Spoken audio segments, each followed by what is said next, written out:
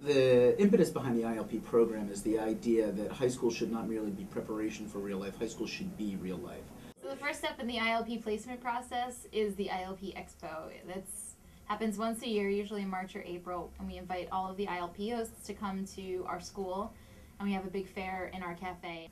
And we have organizations from all over the city, hospitals, universities, programs at Drexel and Penn come to talk to the kids about what their ILP is and what the kids would be doing if they chose that ILP. Started out the first year kind of a hodgepodge of different organizations and kids working and kind of not that organized, but we got through it, and we did it with just a handful of organizations, TFI being one of them, the hospital at the University of Pennsylvania being another. We wanted to make sure that students at SLA had the opportunity for real-world experiences and things that oftentimes went far beyond what we could offer as a high school curriculum, especially as a small school. Obviously, students have interests that can stem from their classwork, but also can extend far beyond their classwork. They receive a choice sheet, and they choose 3 ILPs that they think they'd be interested in. And they also state their goals in that form so that I can look at not only what they've chosen, but what they actually hope to accomplish, so that if none of those 3 are available, I can still at least get something that the student would be interested in. Towards the end of the year, we created an interview process. Some organizations can only host a small number of students, and they'd like to have the opportunity to meet some of the kids and see who would be a good fit for their organization, who's really interested in what they're doing. In its second year, we reached out to a lot more organizations. We had over 100 organizations working with us. I have a database of all the students with all the information, their goals, their choices, and also a column for what ILP they end up with. I get information, every week during the summer from different organizations, new opportunities for students.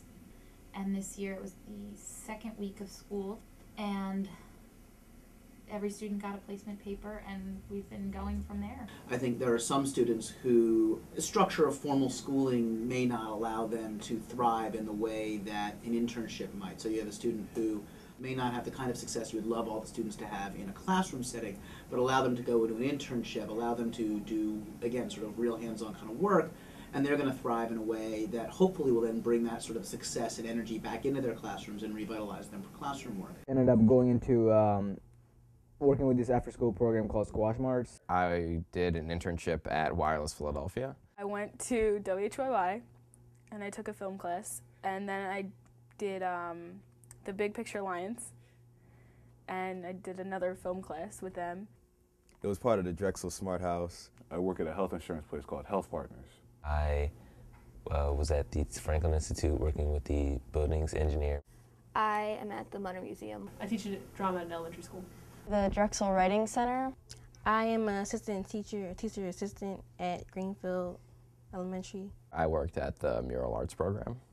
I worked in an emergency room and got to see some interesting things. 2 is, for many of our students, the habits of mind and the skills that they're learning in the classroom are applied in their ILPs. The opportunity to then go out and see those skills applied in a real-world setting, again, reinforces the learning, reinforces the goals of what we're doing in our academic classes as well. I really want to make movies as my profession. And I want to be a CEO.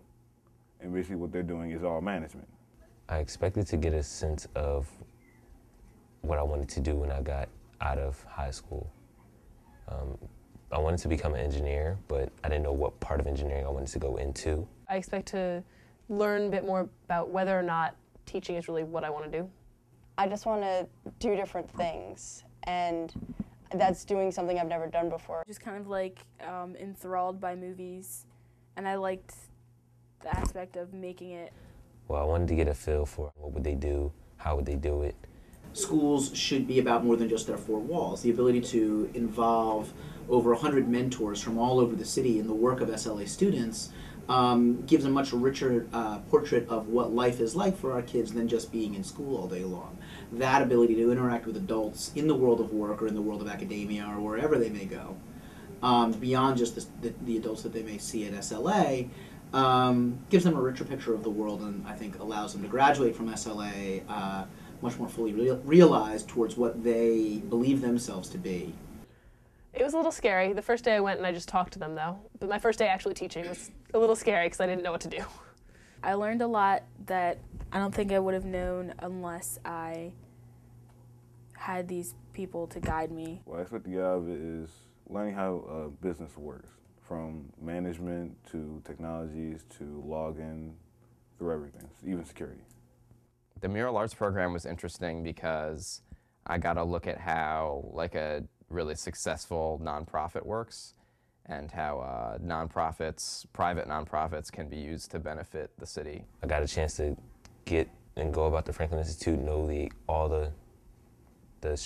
entire structure of the building. Wireless Philadelphia was interesting because one of the things that was going on with the company at the time was a lot of stuff happening in the media and in city politics, and so it was interesting to be able to like sit in on a city council meeting and to see how that story was told in newspapers and the media, and how that was different from what actually happened and what was actually going on. That kind of adult mentoring relationship can extend beyond just that profession. There are all sorts of skills that you learn in an office place or in a laboratory or even in a school, but in a different role than as a student, that aren't just about that career, but rather about sort of developing the sort of coping mechanisms for being an adult in the world, which is a very different prospect than being a teenager in the world.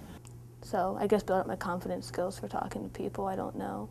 I was really nervous and uptight. I didn't really know what to say. I didn't really know how to be like outgoing or charismatic with adults around the workplace.